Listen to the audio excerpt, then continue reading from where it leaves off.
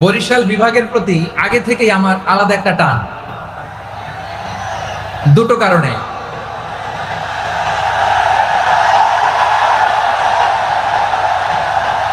আলহামদুলিল্লাহ, আলহামদুলিল্লাহ, মাশাআল্লাহ। এই গণজোয়ারকে আল্লাহ তাআলা ইসলামের পক্ষে কবুল করে নিক।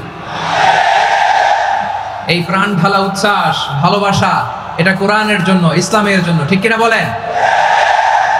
কোন অপশক্তি এই গণজোয়ারকে ঠেকাতে পারবে না, কারণ যে ভালোবাসা আল্লাহর জন্য হয় সেটাকে ঠেকানো যায় না, ঠিক কিনা বলে?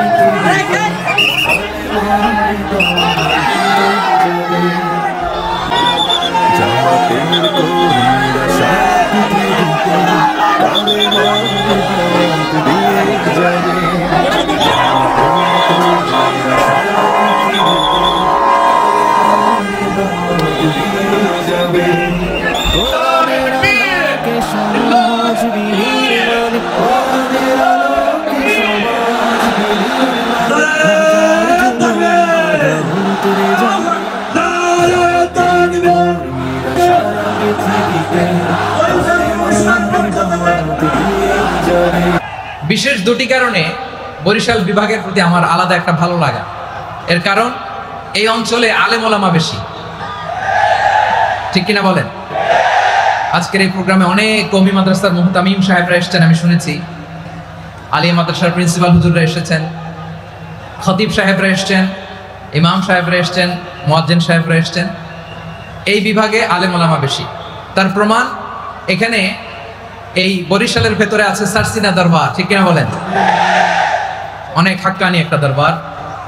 সারসিনার মরহুম পীর সাহেব হুজুরের খেদমত করেছি আমি অনেকবার, সুযোগ হয়েছিল আমার ছাত্র জামানায়।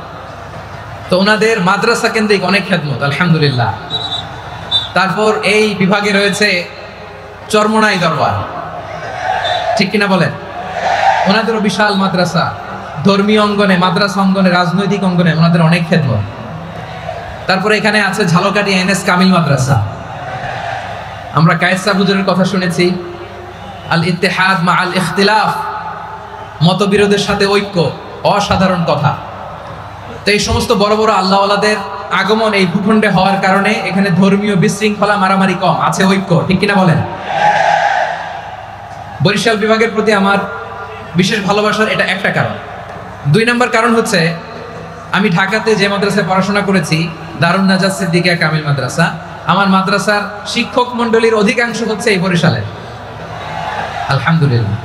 আমাদের শ্রদ্ধেয় প্রিন্সিপাল হুজুর আখম আবু বকর সিদ্দিক হাফিজাহুল্লাহ ওয়া রাআহ, উনি এলাকার সহ পুরো দারুন নাজাত মাদ্রাসার অধিকাংশ আসাতাজা ইকরাম এই ভূখণ্ডের, এই অঞ্চলের হওয়ার কারণে ছোটবেলা থেকেই বরিশালের প্রতি আমার একটি ভালোবাসা। তো আমি অন্তরের অন্তঃস্থল থেকে আবারও শুভেচ্ছা জানাতে চাই। আমি আমাদের অনেক ভাইদেরকে দেখতে পাচ্ছি, আপনারা বসার জায়গা পাননি, দাঁড়িয়ে আছেন এবং খুবই নিশ্চুপ, শান্ত, সুশৃঙ্খল। The people of Barishal, they are very smart, আলহামদুলিল্লাহ, মাশাআল্লাহ। এবং শ্রোতা যাদেরকে দেখতে পাচ্ছি, বেশিরভাগের বয়স 15 থেকে 25। জেনজি, যেখানেই যাই জেনজি আমারে ছাড়ে না, মাশাআল্লাহ। এরাই আগামীর বাংলাদেশ, এরাই বাংলাদেশ। এদের হাতেই নিরাপদ আমার লাল সবুজের পতাকা, এদের হাতে নিরাপদ আমার 56,000 বর্গ মাইলের প্রতিটি ইঞ্চি মাটি। এজন্য তোমাদেরকে সাবধান থাকতে হবে, সজাগ থাকতে হবে দেশের জন্য, এদেশের সার্বভৌমত্বের জন্য, ঠিক কিনা বলেন? আমার প্রিয় ভাইরা, আপনারা এখন যেমনি নিশ্চুপ, নীরব, very quiet and calm, discipline, I like it, I love it. শেষ পর্যন্ত আপনারা এরকম নিশ্চুপ, নীরব, নিস্তব্ধ, নিঝুম থাকবেন তো আপনারা?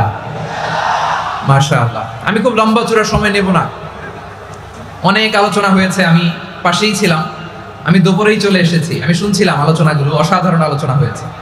আসলে আলোচনা হওয়া দরকার অল্প, ইবাদত আর আমল হওয়া দরকার বেশি, ঠিক কিনা? কিয়ামতের একটা আলামত হচ্ছে খুতাবুকুম তাওয়িলা ওয়া সালাওয়াতুকুম কাসীরা। কিয়ামতের আগে আমাদের বক্তব্য হয়ে যাবে লম্বা।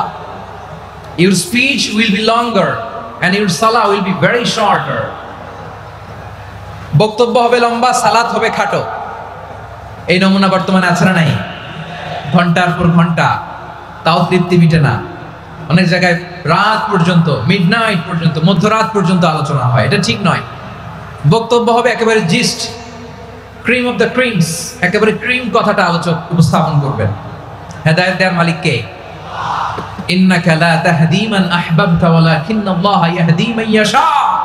নবী হে, আপনি চাইলেই কাউকে হেদায়েত দিতে পারবেন না, হেদায়েত দেওয়ার মালিক কে? প্রিয় ভাইরা, আমি শুরুতেই দেখতে চাই যে আপনারা বরিশাল বিভাগের কে কোন জেলা থেকে আসলেন, এটা একটু জেনে খোঁজখবর নিয়ে আমি আলোচনা শুরু করবো ইনশাআল্লাহ বিইজনিল্লাহ।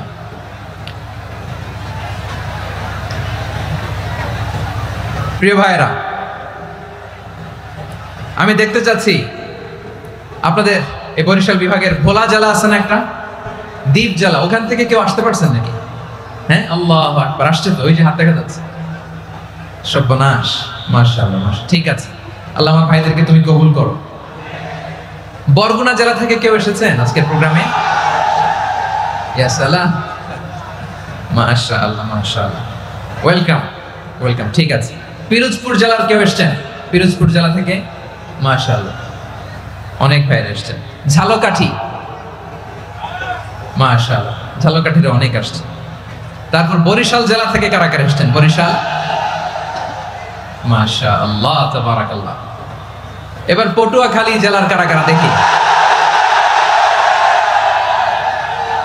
মাশাআল্লাহ, মাশাআল্লাহ, মাশাআল্লাহ, আল্লাহ তুমি কবুল করো, আল্লাহ তুমি কবুল করো।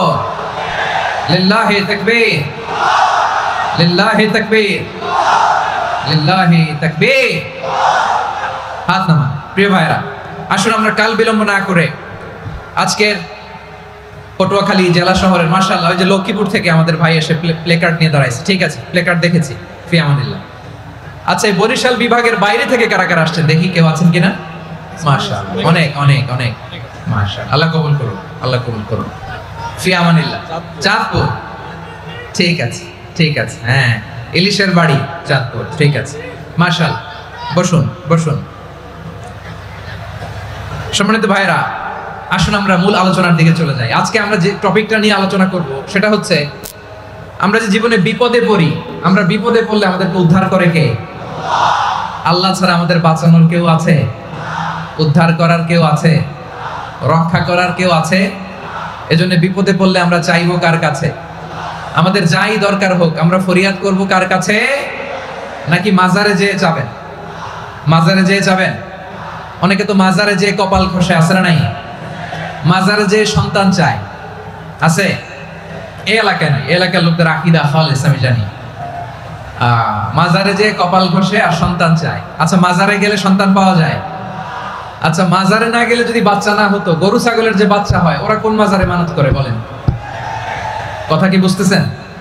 এই যে প্রতি বছর গরু, ছাগল, ভেড়া এগুলো যে বাচ্চা দেয়, এরা কোন মাজারে যে মানত করে? এজন্য চাইতে হবে একজনের কাছে, তিনি কে? আমার প্রিয় পটুয়াখালীবাসী, মাজার জিয়ারত করা সুন্নাহ। আমরা মাজার জিয়ারত করব, আল্লাহ ওয়ালাদের কবরে যাব, আমরা সেখানে যে সালাম দিব, দোয়া করব, নিজের জন্য করব, কবরে শুয়ে থাকা মাইয়েতের জন্য করব, পুরো মুসলিম উম্মার জন্য করব। কিন্তু কবরে যিনি শুয়ে আছে ওই বাবার কাছে সন্তান চাওয়া যাবে? চাকরি চাওয়া যাবে? সফলতা চাওয়া যাবে? সফলতা দেয় কে? সবাই বলেন নাই, আওয়াজ করে বলেন, সফলতা দেওয়ার মালিক কে?